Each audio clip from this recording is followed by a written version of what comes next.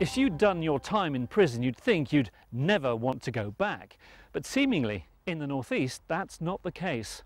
Here, men on short-term sentences are more likely to reoffend and head back to jail than anywhere else in the country. Now, the government wants to put a stop to that, and one group on Tyneside thinks it may have a solution. Chris Connell reports.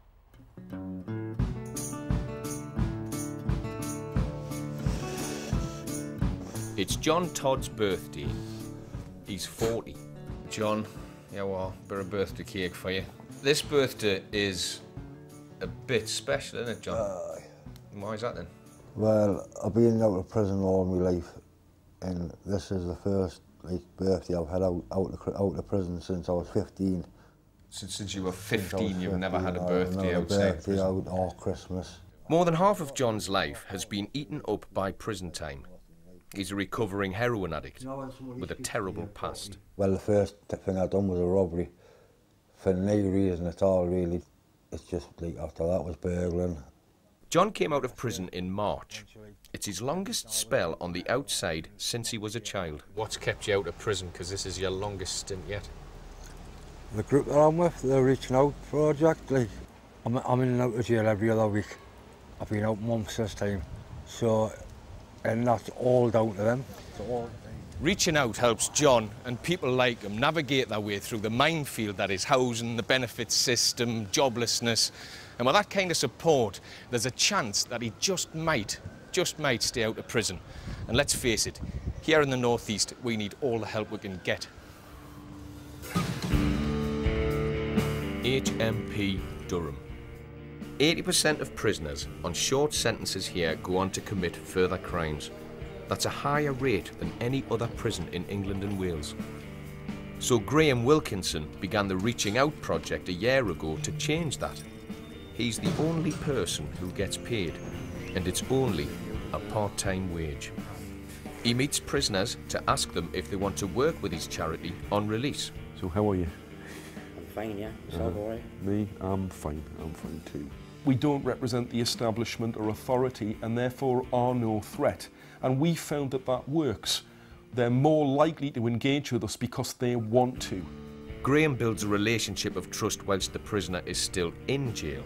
But the hard work begins when the prison gates open. Good to see you. All I need to do is give you a ring. The next step is for Graeme to team the client up with a mentor. That's all it is, yeah. Sophie is one of the mentors. Try and find accommodation, which will involve sort of going to council, going to the job centre, making sure they sign on, because that can take quite a while to get sorted. And then as long as the person needs us, to meet on a weekly basis and just catch up. Having met Sophie, I think I've got a better idea of what it is she does and what it is that mentoring actually is.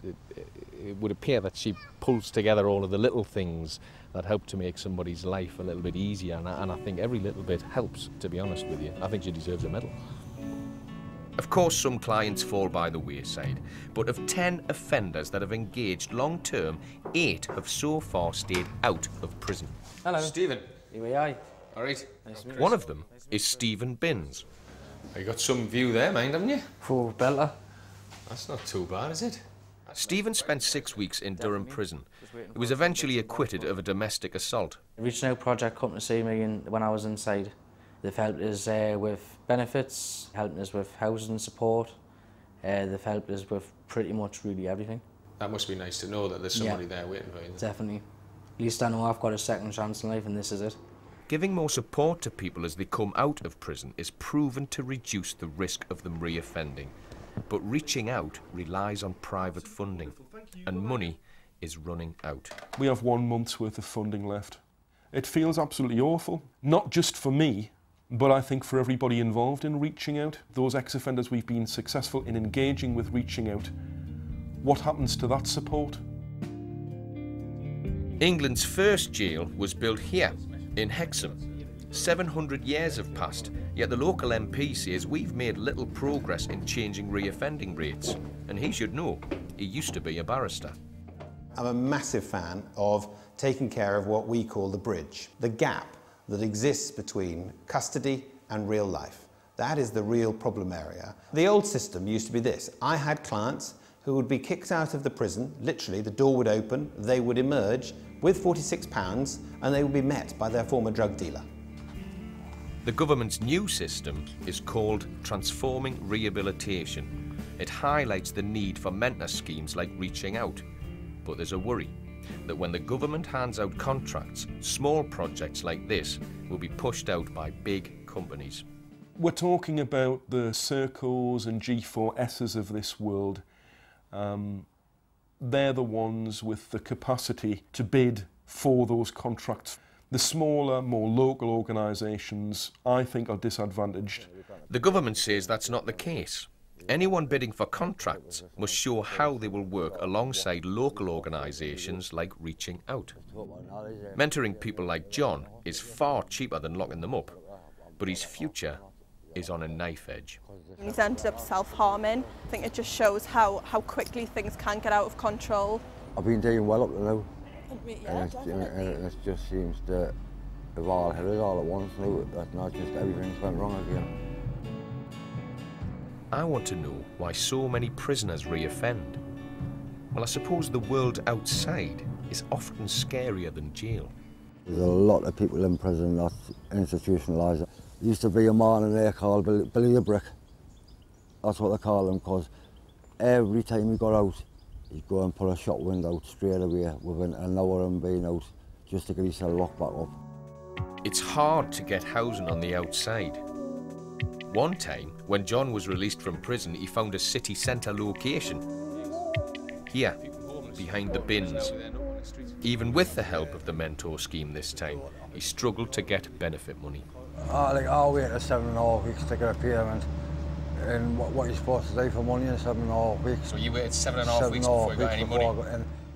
On average, this has taken between sort of 6 to 8 weeks before they get any money at all. Is that a problem with the system or a problem with the person in question? With the system, because the majority of people released from prison don't have the relevant ID, it takes so much longer for them to be processed through.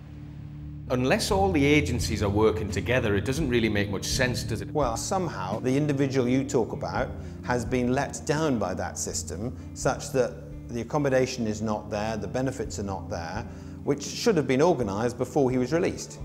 These things happen. To pretend otherwise is wrong, but it shouldn't happen anymore under the new system. If I'm honest with you, I've struggled to work out some of the people that we've met. I mean, I can't tell you, I can't stand here and tell you that they're not going to reoffend again. I don't think anybody can. And some of them have done some pretty horrible things in the past, but I think the project at least gives them a reason to try. And that's got to be a start, hasn't it?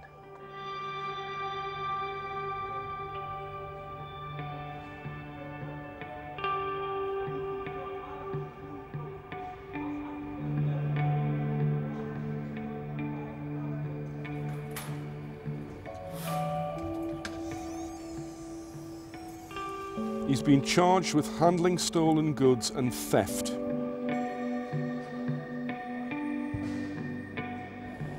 How was he today? He was not great. He reiterated that he'd let down his mentor and he'd let down the project. The chaotic lives that these guys have, they're not repaired overnight. Not repaired at all. We've done our very, very best with John. We haven't given up on him, and we won't give up on him.